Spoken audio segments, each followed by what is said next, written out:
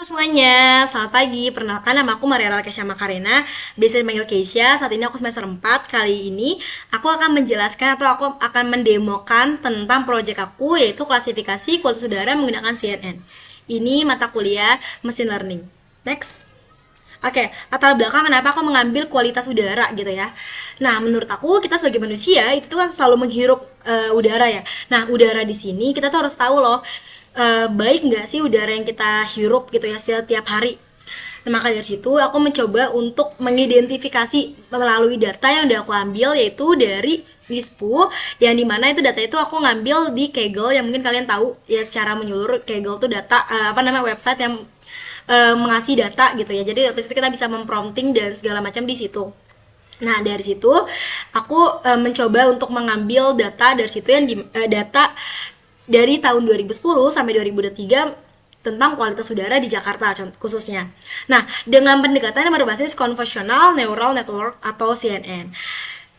Yang aku harapkan itu ya ini tuh bisa mendukung tindakan preventif dan kebijakan dari lingkungan. Next.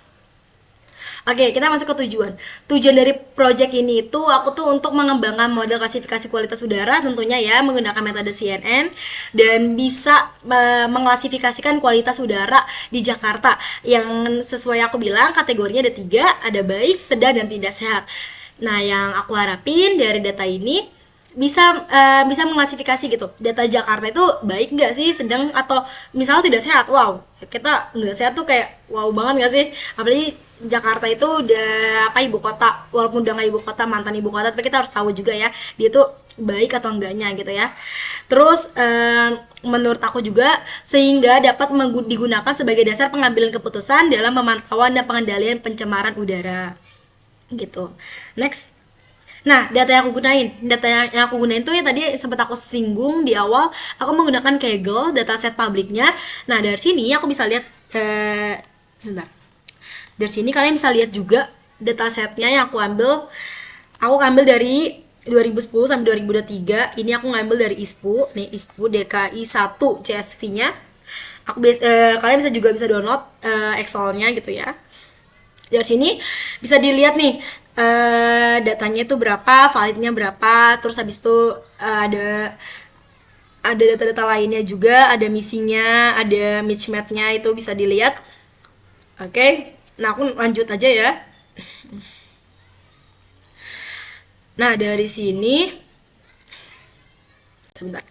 Nah, dari sini tuh, dari yang tadi kalian tuh bisa lihat juga nih jumlah barisnya yang tadi aku bilang 4383. Terus ada fitur data set awalnya, ada tanggal, stasiun, PM10, CO2, CO03, NO, terus ada max, critical, kategori, sama PM25. Terus fitur yang digunakan itu ada PM10, SO2 sama CO, terus ada O3, NO2 sama kategori. Serta tipe datanya yang aku gunakan tuh numerik dan kategori.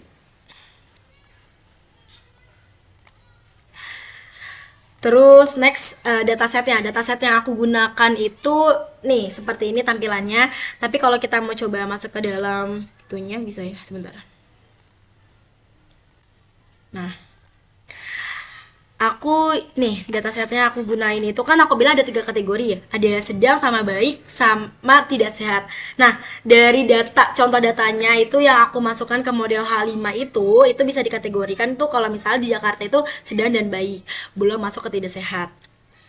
Kenapa tidak sehat? Nanti kita lihat lagi di dalam penjelasan aku selanjutnya ya. Nah, dari contoh yang aku bikin pun juga bisa dilihat nih. Tadi aku sempat bikin dia tuh masuk ke data kategori apa sih gitu ya. Kalau misalnya aku masukin PM10-nya itu 30, SO2-nya itu 20, CO0-nya itu 10, terus 03-nya tuh 5, NO2-nya tuh 10. Nah, kualitas yang diprediksi itu kategorinya masuk ke kategori baik gitu. Next, nah di sini bisa dilihat juga ada model akurensinya nantinya. Nah, ada juga yang model loss itu seperti kayak errornya gitu. Terus, nah dari sini bisa dilihat juga nih baiknya berapa, skornya, sedang, dan tidak sehatnya. Mungkin kita next dulu biar nanti lebih paham lagi ya. Nextnya kita masuk ke dalam, ini contoh datanya tadi udah aku kasih tahu ya. Next kita masuk ke data pre-processing gitu. Nah, data pembersihan. Nah, dari sini yang tadi aku sempat singgung juga, data di sini itu ada data pembersihan data di mana ada fitur ini, ada fitur missing value-nya dan tidak data. Missing value itu berarti tidak ada datanya. Nah, di sini ada ada PM10, SO2, CO itu berapa, NO2-nya, kategori. Nah, itu harus diisi datanya. Nah, dari diisi datanya kita bisa lihat nih, dia bisa mengeluarkan klasifikasinya itu tuh masuk baik, kategori baik atau apa gitu, baik, sedang atau tidak sehat gitu. Nah, dari sini data processing kedua itu ada transformasi data, di mana kita bisa lihat juga di encode kategori. Nah, encode normalisasi fitur sama reshape data. Nah, reshape data di bawah sini. Oke. Nah, sebenarnya data yang digunakan itu adalah train test script. Oke. Nah, masuk ke dalam pemilihan dan penjelasan model. Nah, aku udah sempat singgung di awal, aku menggunakan CNN, Convolutional Neural Network, di mana pembersihan akurasinya menurut aku lebih tinggi dalam klasifikasi dan cocok untuk diterapkan data skala besar.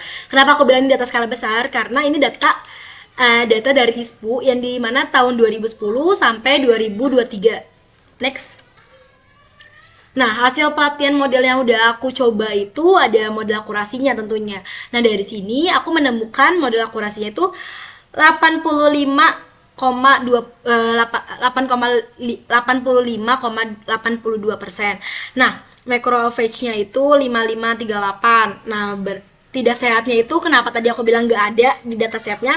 Ya karena FS score-nya itu kosong gitu ya, 0, nggak ada datanya. Next. Lanjut ke visualisasi interpretasinya. Nah, di sini aku bilang ada model akurasinya kan. Nah, dari model akurasi itu dikeluarin juga ada confusion matrixnya. Nah, dari sini kita bisa lihat dari sini aja lebih enak kelihatannya. Nah, ini model akurasinya yang aku bilang tadi kan dia sempat singgung itu 85,82% ya. Nah, model loss itu seperti kayak model errornya itu dia itu tadi 0, berapa? Tadi sempat ada di sini juga ya guys.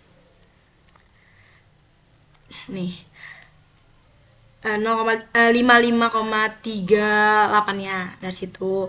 Terus dari sini juga kita bisa lihat dari segala supportnya nih. Di klasifikasi reportnya kita bisa lihat data-datanya. Terus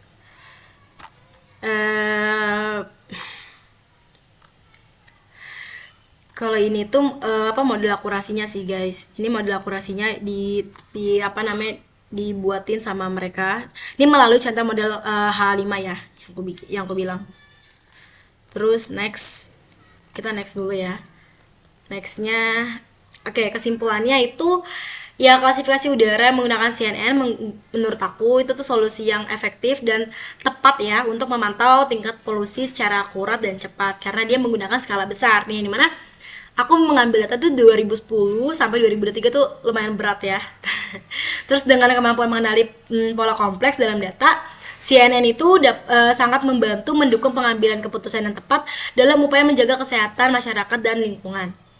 Kayak contoh tadi sempat dilihat juga kan, kita itu dari data 2010 sampai 2003 ternyata data di Jakarta itu nggak terlalu buruk kok guys ya. Dia masuk ke data baik dan sedangnya saja gitu ya. Ini datasetnya.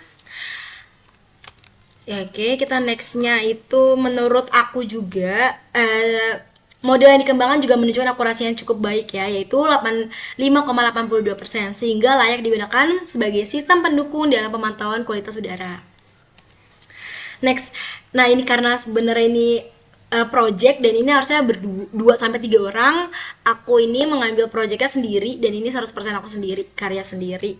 Next, ini hasil video YouTube-nya, nanti aku akan masuk ke dalam PowerPoint aku. Oke, sekian dari aku. Terima kasih. Jika ada pertanyaan boleh ditulis di komentar. Bye-bye.